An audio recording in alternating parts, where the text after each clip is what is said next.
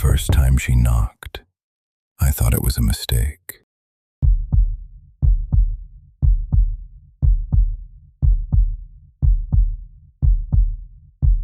I want to start by saying I am not a paranoid person. I lived alone for 4 years before this happened.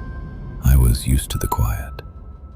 I worked night shifts at a distribution warehouse outside Columbus, Ohio, which meant I slept during the day and was usually awake when the rest of my street was not. My neighbors knew my schedule. My friends knew to text first. Nobody just showed up. So when someone knocked on my door at 9:15 on a Tuesday night, I noticed. I went to the people. A woman was standing on my porch, holding a small cardboard box. Mid-40s, normal clothes, no uniform. She held the box out slightly, like she was showing it to me, and said she had a delivery that needed a signature. I opened the door with the chain on. She read a name off her phone. It was not my name, not even close.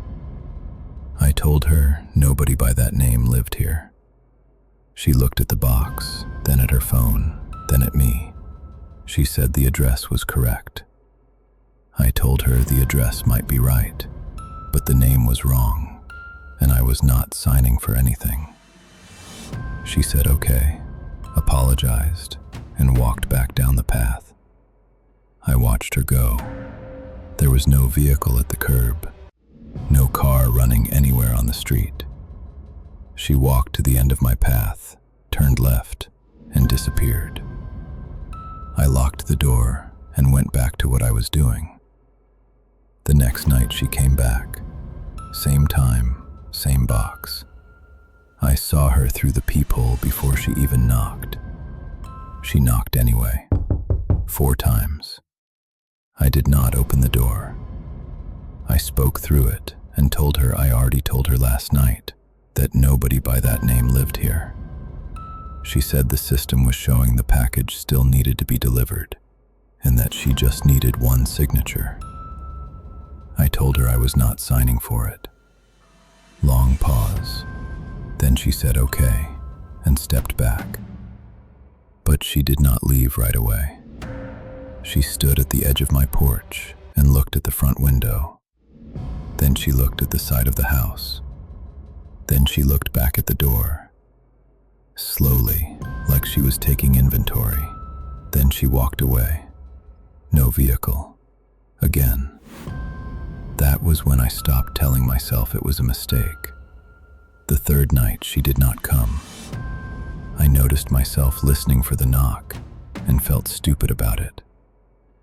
The 4th night, I was in the bathroom when I heard knocking at the back of the house, near the utility window. Not the front door, the back of the house. I went still. 4 knocks at the back, then 4 knocks at the front door. I went to the peephole. She was there. No box this time. Hands empty. Just standing on my porch at 9:15 at night with nothing in her hands. I did not say a word. She knocked again. She stepped back and looked directly at the peephole. I moved away from the door so she could not see any shadow or movement from inside. After about 30 seconds, she left. I checked the windows with the lights off. She was standing at the end of my driveway facing the house. Just standing there, not moving. After a minute, she walked off into the dark. I called a friend and asked him to stay the night. I did not tell him why. I just said I needed company.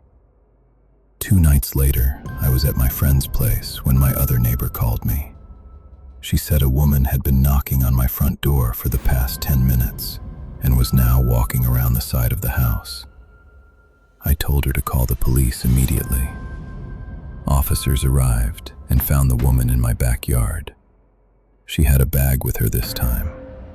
Inside the bag were the cardboard box, a handheld scanner, 3 other boxes addressed to different names, and a small pry tool. She was not a delivery driver. She had been mapping the house, checking which windows were lit and which were dark, testing whether anyone responded to the side of the house versus the front. The knocking at the back on night 4 was her checking the utility window latch. The detective who called me afterward said she had been doing this in 3 other neighborhoods. Knock with a fake package. If someone answers, mark it occupied and move on. If the pattern changes, lights on one night and off the next, note it. Come back when it looks empty. He said I was lucky my neighbor called when she did. He said the pry tool was not for show. I have cameras on every entry point now. Front, back, both sides. I check them before I open any door. And I have not signed for a package from an unmarked vehicle since. Not once.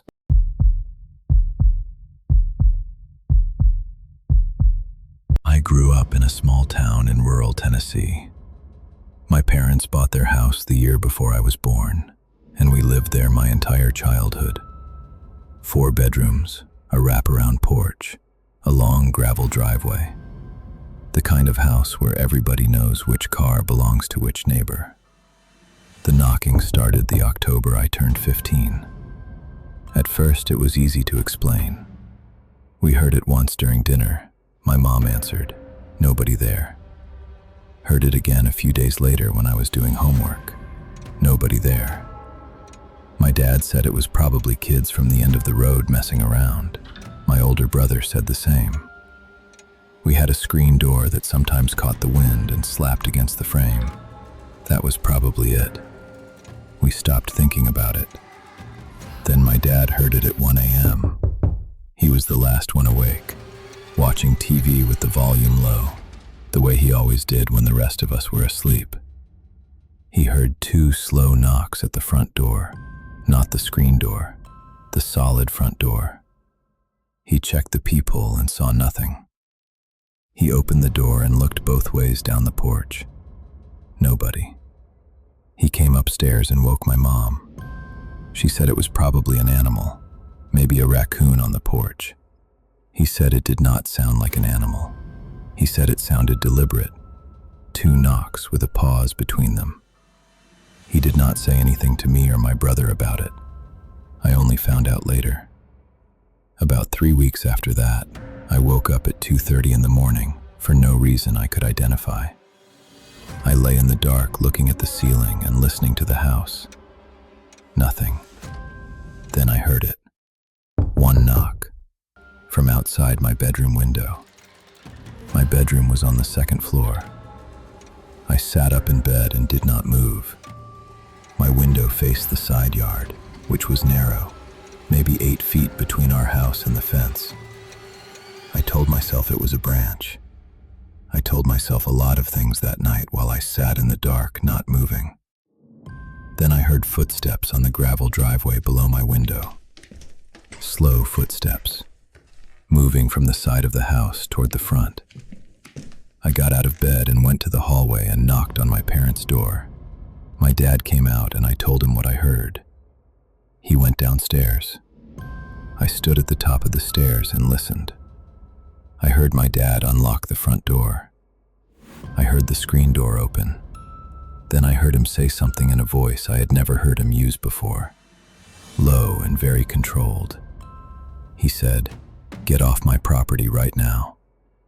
I came downstairs. My dad was standing in the open doorway, and a man was standing at the bottom of the porch steps. He was maybe 60, thin, wearing a heavy coat. He was not moving. He was just looking at the house. My dad told him again to leave. The man looked at the house for another moment, and then he said something that I still think about. He said, "I built this porch." My dad told him it did not matter. This was not his property, and he needed to leave, or my dad was calling the police. The man looked at the house one more time, slow, like he was memorizing it. Then he turned and walked down the driveway into the dark. My dad called the police. They came, drove the road, found nobody. We asked around the neighborhood the next day. An older woman 3 houses down told us the house had been sold twice before my parents bought it. The original owner had built it himself in the 1970s. He had a son. The son had some history in the area that she was not specific about. She said she thought the son had been away for a long time. She said she did not know he was back. The knocking stopped after that night. We never saw the man again. But for the rest of the time I lived in that house, I thought about the fact that he had been coming to the property for weeks before we saw him. Walking the perimeter, looking at the windows, knocking once and stepping back into the dark. Whatever he was looking for, I do not know if he found it. I do not know if he stopped looking.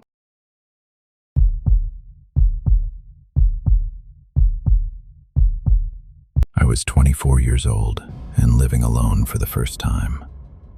A small apartment on the ground floor of a 2-story building in Tucson, Arizona. 6 units total. I knew the woman upstairs and the couple next door. Everyone else was a stranger.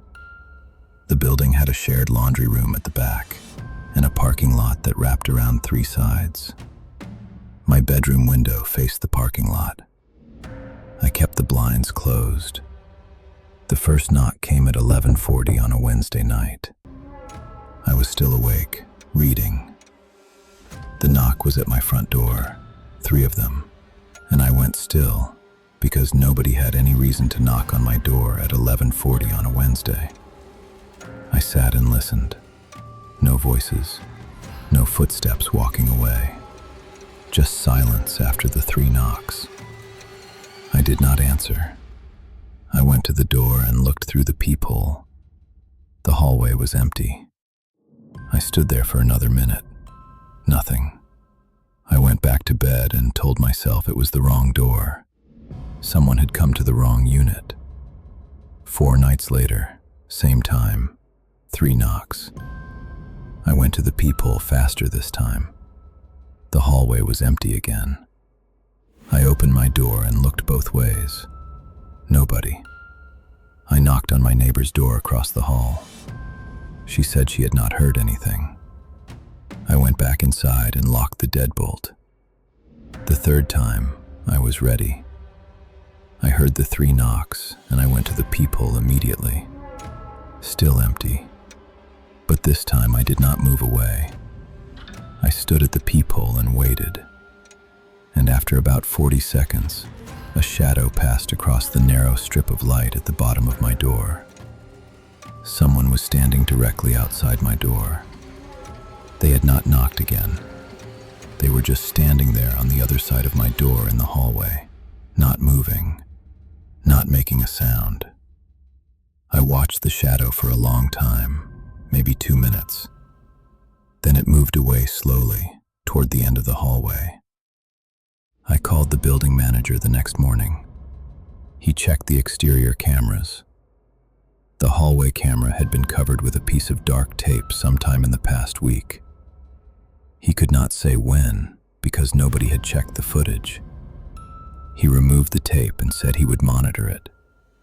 The following week, the knocking moved. It came from my bedroom window.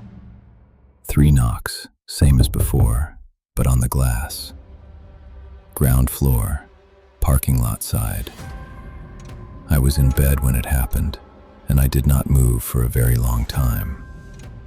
I lay completely still in the dark and listened. No more knocks. No sound of footsteps on the pavement outside. I called the police that night.